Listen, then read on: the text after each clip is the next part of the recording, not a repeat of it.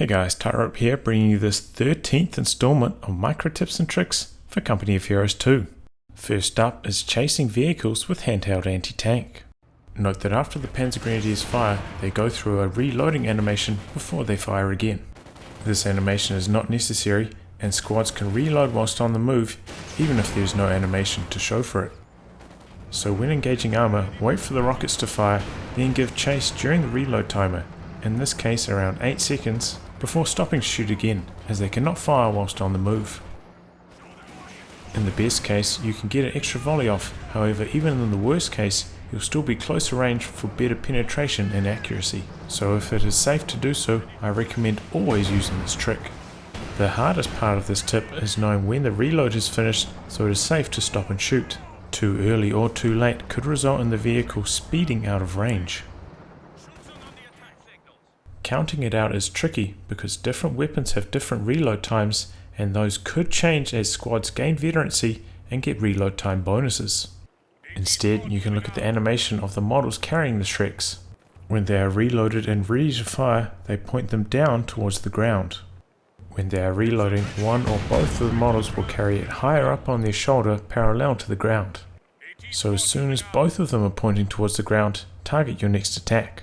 Note that sometimes one of the two models will lower their gun, especially if they have to move around an obstacle, so don't be fooled into thinking they've completed reloading.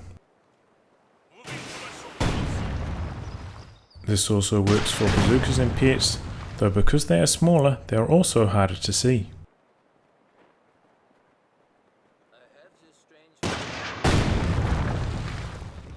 Remember that handheld anti-tank shells can also scatter long, so if the vehicle is just out of range and you have no hope of chasing it down, try go for an attack ground at max range and hope that it scatters into it. Next up is Pak-43 Auto Attack.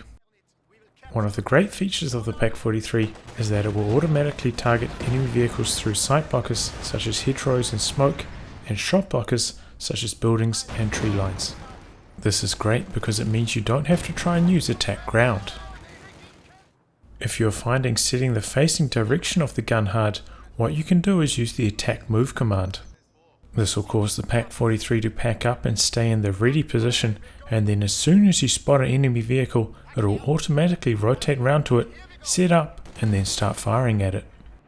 Note that it sets up so that the enemy vehicle is right in the middle of the firing arc, not as soon as it could possibly fire, which would make the enemy vehicle right on the edge. This is great for reducing micro strain during hectic engagements and for automatic reactions to attacks from unexpected angles. If you use attack move towards a certain direction, the gun will not rotate to face that direction. So you will have to angle it towards that direction manually and then use the attack move command. This can help reduce the amount of rotation it will need to do once a target is spotted.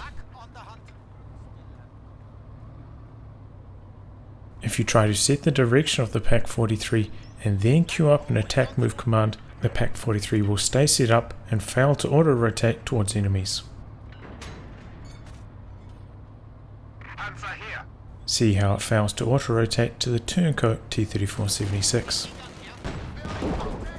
Attack move does not work at all on the 17-pounder, not even if you use the Vet 1 ability Piercing Shot, which allows it to shoot through obstacles, like the Pak-43.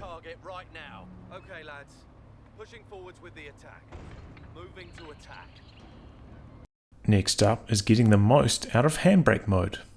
The OKW flak half-track and the US Forces anti-air half-track are well known for being hard to control, which is why several patches ago a Handbrake Mode was added. When activated, the half-tracks will stay in their current position and right mouse clicks will not be interpreted as movement commands. This is most useful when squads are coming in from multiple angles and you need to manually target them in order to start suppressing them. Since Handbrake Mode is active, your right click can only result in attack commands, and you eliminate the possibility of a right click resulting in a movement command, restarting the setup timer of your half-track, which can be disastrous. For the US Forces M15, the Handbrake Mode is even more important. Notice how when I give an attack ground command here, the half-track drives over to the area and then spins around in circles instead of executing the command. However, with the handbrake active, attack ground works just fine, making the handbrake essential to use in attack ground scenarios. Another issue is that when you right click vehicles, sometimes the half track will move around a bit before it sets up to fire. The problem is that whilst moving, only the 50 cals will fire, not the 37mm gun, and that 37mm gun is its main damage source against similarly timed enemy light vehicles. So make sure to use the handbrake to eliminate that unwanted movement and maximize the damage from the 37mm gun. I generally suggest not leaving the handbrake engaged unless you are directly controlling the half track. That way, if the opponent moves anti-tank into position and starts firing at it, you won't have to go to the extra step of disengaging the handbrake before moving your vehicle, and that delay could mean life or death. That's it for this installment, guys. Be sure to like, subscribe and share it with your friends, but not with your enemies. You can also support the continued production of these videos through my Patreon page, which is greatly appreciated.